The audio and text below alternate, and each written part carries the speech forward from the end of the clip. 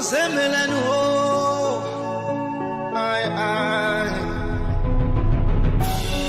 wonderful people of Biafra, lovers of freedom, I welcome you to Skolante TV, where we bring to you news that concerns the restoration of Biafra and freedom all over the world. In this video, the Prime Minister of Biafra Republic Government in Exile paid a visit to the Nordic countries, and in that visit he exposed the IPOB Nigeria and their plans, including the barrister Karo White, how he was sacked by our Onyendu. And after that meeting, after that exposition from our PM, one of the DOS Onyoshi, in the name of Chinas Anwoshi, now came up with recruitment of our young Biafrans, talking about starting up Biafra Army. The other video, I made a video, where I showed what he wrote. That was as a result of our PM exposing them and making it clear to the whole world that ESN has been nullified. So because he knows that nobody will listen to them any longer using the name of ESN, he went back after having meetings with their cohort. He now came up with that they are planning to start up Biafra Army and things like that. What they actually countered when the Biafran Liberation Army started by our PM last year, he is now going back to it for you to see that they have no vision at all. So that is what you will be hearing from our PM in this video. And even if you have listened to him, okay, you may not have heard everything very well. If you listen to it carefully now, you will get some points, vital points that PM made during that visit to the Nordic countries. And I believe that Biafrans, you people will be amazed at the way PM, said what the things he said. You will be shocked the revelations and the statements from our PM, for you to know that your PM is a fearless general.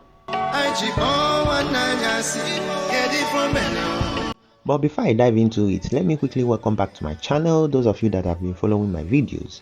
And if you are new, I welcome you and urge you to do well to subscribe to my channel, press that like button and press that notification bell icon so that anytime I upload any video, you'll be well notified. And you can share this video across the globe because so many people need to hear what PM has to say. Thank you very much, Biafrans in the Nordic countries. I welcome all of you, the Biafra Republic Government in Exile Cabinet, de facto government in the homeland, ministers, and the other head of department. I welcome all of you this evening to this historic tour again, the first ever regional tour of the as a Prime Minister of Biafra Republic Government in Exile. And we start from the Nordic state. Biafrans, with your support, prayers, we have been able to record a very tremendous achievement and success. And with the prayer that I have listened to today, if devil did not disappear, make I not say God no day. Because this kind of prayer that our brother and pastor prayed here, you will know that pastors are Nudinudi. Some people think that they are pastor, but this particular prayer today will shatter the devil's kingdom in Biafra movement. So I welcome that prayer with my whole heart. So my fellow Biafrans in the Nordic state, I want to first of all thank you for bringing out your time to be here, to have given support to this government up to this point. Whenever the Nigeria state start crying, know that you are doing something and you are doing it very right. For the very first time in the history of the Biafra liberation, Biafra discussions and issues has never been talked about the way it is being discussed today, both with the enemy and those that are supporting Biafra. I want every one of you to understand that what you are doing now is your right. Freedom is the most important thing in any human life, and you must go out to fight for your freedom and regain your freedom, and make sure you are not enslaved. Make sure you don't live a life and leave your children, your born children, your generation to come in the hand of slave masters. It is your responsibility as a man, as a woman, as leaders in your family, your different organizations, to fight for your people and free them from the enslavement and the shackles of Nigeria state.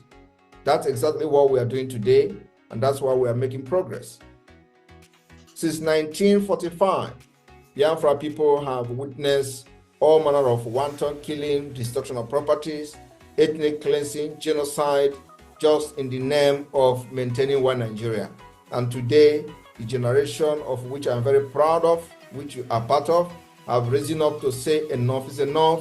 It is time we take the bull by its horn and say enough is enough, and we must fight for our freedom, just like many countries in the Nordic countries today where we live have decided to fight their way many years ago. And today, there are countries where the innovation, development, and all manner of civilization has come to stay. We are not different from these countries. We're not different from Finland. We're not different from Sweden. We're not different from Estonia and many other countries around this Scandinavian region. So my people, whatever you are doing today by supporting the Biafra Republic Government in exile is your right, your political right, the right to freedom of expression, freedom of association, and freedom and anything that has to do with your freedom. It is what you are exercising today under the Biafra Republic Government in exile. For the very first time in Nigeria history, the entire foundation of evil Nigeria has been uprooted. And today, from the presidency down to the local government chairman, they are all running helter-skelter because Biafra has brought a new dimension that Mazi Nnamdi Kanu talked about before he was kidnapped. Many people did not see that particular spirit coming. But today, everything, every prophecy has come to pass. And the process and the road to the restoration of independent state of Biafra is right in front of us. It's right here, looking at us, and we must not be distracted. We must not be moved. We must not be, we must step back an inch because of the, the steady bombardment in our land, because of the blackmail, because of the propaganda from the Nigeria state. We must not step back an inch. We must not succumb to the pressure. We must not succumb to the attack coming from the Nigeria state. The more this attack comes, the more we are proving to be on the right path. Today, for the very first time in the history of Nigeria, they have declared Biafra agitators wanted. They are declared wanted alongside with terrorist groups, the terrorist groups that are arresting, rehabilitating within 6 months. They recruit them into the Nigerian army, and they focus more on the southeast part of Biafra. That shows that we are doing the right thing. Today, for the very first time in the history of Nigeria, Nigeria army printing flyers, sharing it on the road, going from one place to another, sharing it on the road. And one thing that is very laughable is they continue to call IPOB. They have refused to understand that Simon Ekpa is the Prime Minister of Biafra Republic Government in exile, because they know the implication of that. But we continue to tell them that we are no longer doing IPOB thing. What we are now is government, and it is government to government. And I happen to be the Prime Minister of Biafra Republic Government in exile. We have the Biafra Liberation Army that was unveiled to defend the Biafra people, women and children against the bombardment, against the ethnic cleansing and genocide that Nigeria government is bringing to our people. Yet, every day they talk about ESN camp. Every day they talk about the exchange of gunfire with ESN. ESN does not exist as far as this government is concerned. The people that brought issue of ESN after 3 years were the criminals of the Nigeria IPOB, who after they failed to destroy Biafra, they are looking for something to hang on Mazi Nnamdi Kanu. And today, the Nigeria government who sent them to start talking about ESN after 3 years, they refuse to talk about Biafra Liberation Army because they have told them to go and start talking about Eastern Security Network again after 3 years. Why we have made it very clear that anything ESN has been dissolved and what we have is Biafra Liberation Army. We are making the defense of the Biafra Liberation Army very open and public. Yet, this criminal and terrorist state continue to hang on Eastern Security Network. They continue to hang on IPOB. And many people that are following this IPOB Nigeria do not understand what they are doing, using them to try to, put those things hang on the neck of Mazi Nnamdi Kanu. Because Mazi Nnamdi Kanu was the founder of the Eastern Security Network. And as a government, we don't operate anything kind of security outfit as such. We formed the Biafra Liberation Army, we formed Biafra Resistance Fighters, we formed Biafra Navy, and all this together combined become the Defense Force, Biafra Defense Force, which is in the public domain.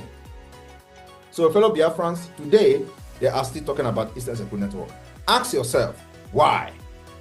And those people following the IPOB Nigeria continue to go on social media to try to correct the Nigeria army, the terrorist army, that, they have made it very clear several times that they have nothing to do with IPOB. They don't understand that these criminals are using them.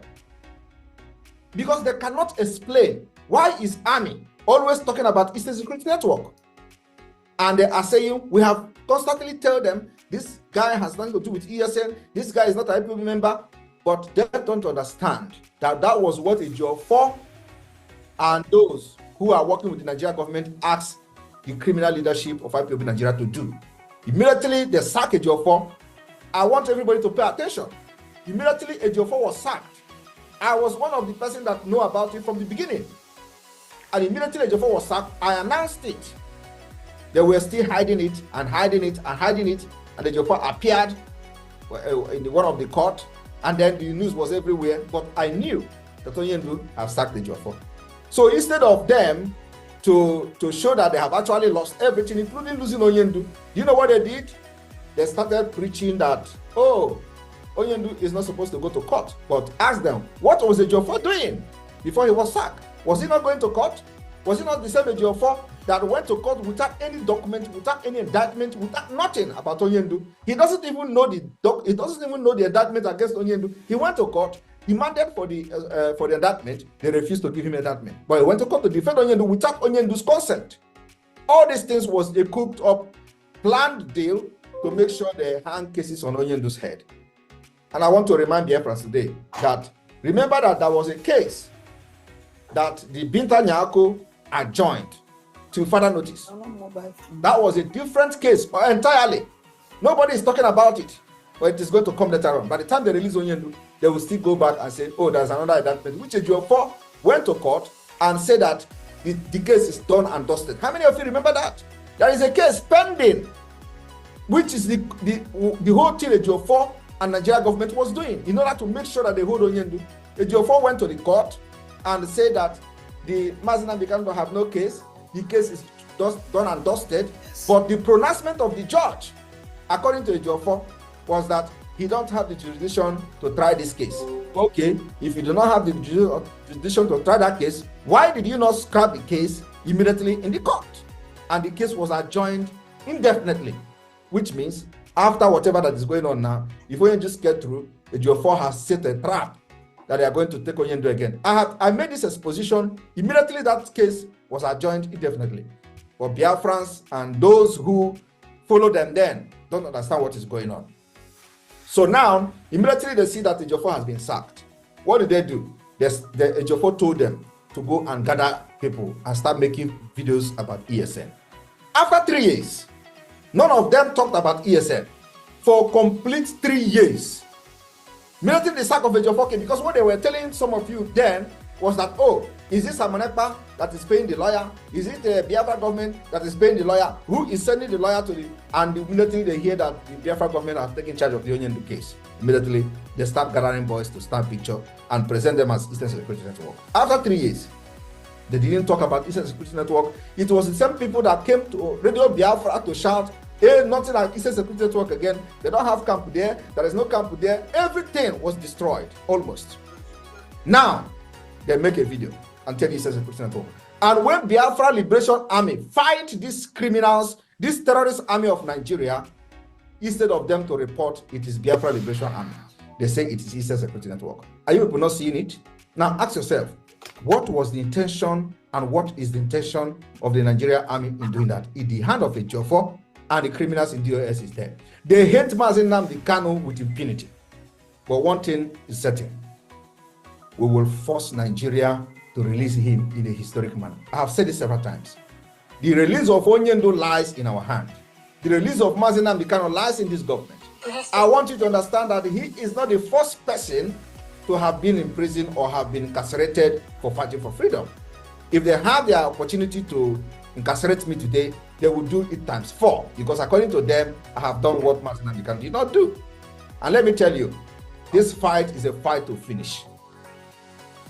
And I told them, I am not going to fight like Mazi Nnamdi Kanu. I'm not going to fight like Ojukwu. I will fight like Simon Ekpa in 2024. Amen. That's exactly what we're doing. So anybody expecting me to fight like Mazi Nnamdi Kanu is wasting his time. Anybody expecting me to fight like Ojukwu is wasting his time. We see how Ojukwu and his fight ended. We see how they have done to what they have done to Mazi Nnamdi Kanu, and they're expecting me to do the same thing. I'm not a fool. We will fight Nigeria ruthlessly, the way, the kind of brutality they brought our people, the same way we are going to defend our land and fight them. And that's what we are doing. If you come with AK-47, we will fight you with AK-47. If you come with GPMG, we will fight you with GPMG. If you come with aircraft, we don't have it yet, but believe me, we will make sure we use anti-aircraft against you. And that is exactly what the international law says. You cannot just fold your hand and watch a terrorist state to kill you. And all of us, because you want to be a citizen of the world and you want to be a civilized person. Nobody does that. In Finland here, any day, any country invade this Finland, I, Simon Ekpa, as a reserve, we go and fight. And that is what it is. That's what I'm doing to Biafra. Biafra have a history. If anybody doesn't know the history of Biafra, I'm going to tell the person the history of Biafra. Anywhere I'm invited any day, I am ready for them.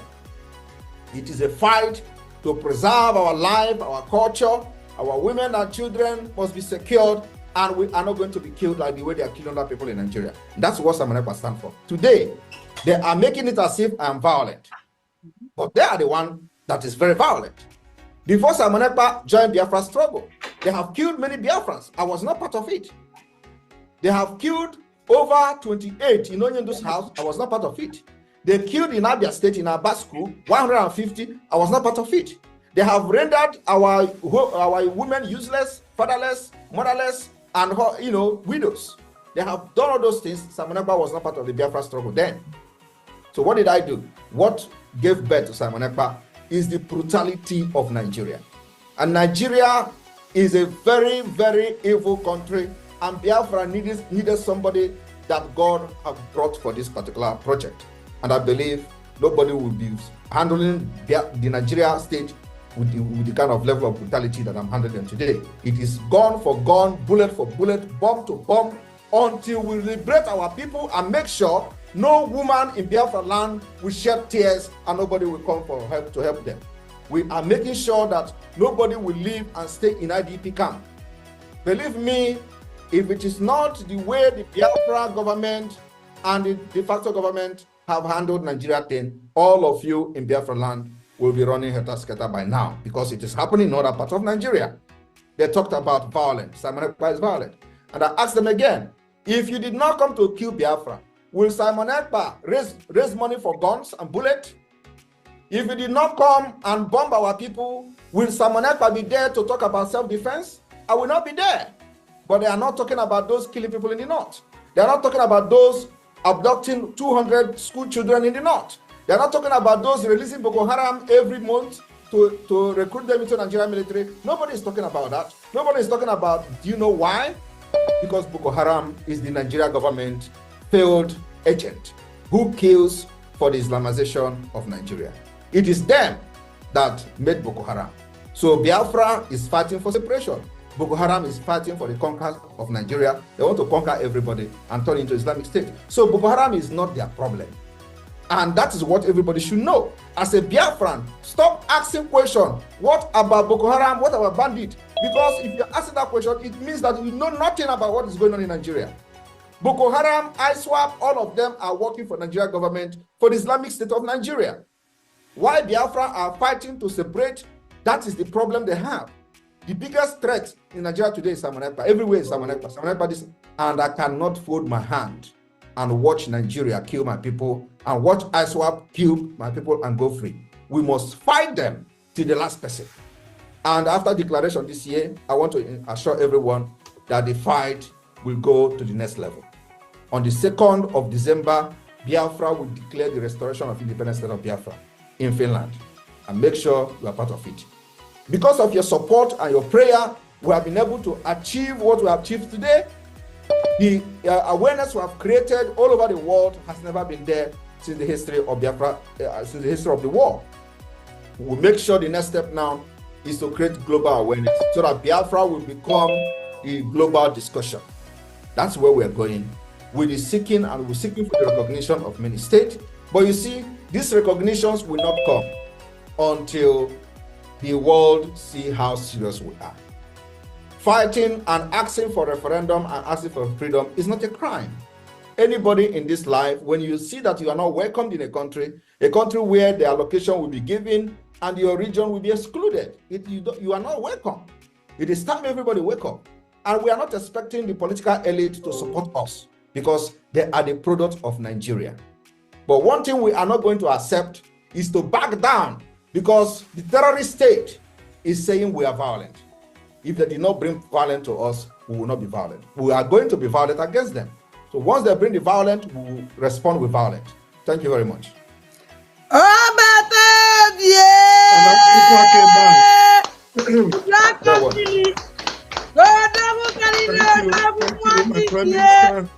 the quote of the day is that when you bring violence to Biafra, Biafra will respond with violence. Yes. Thank you.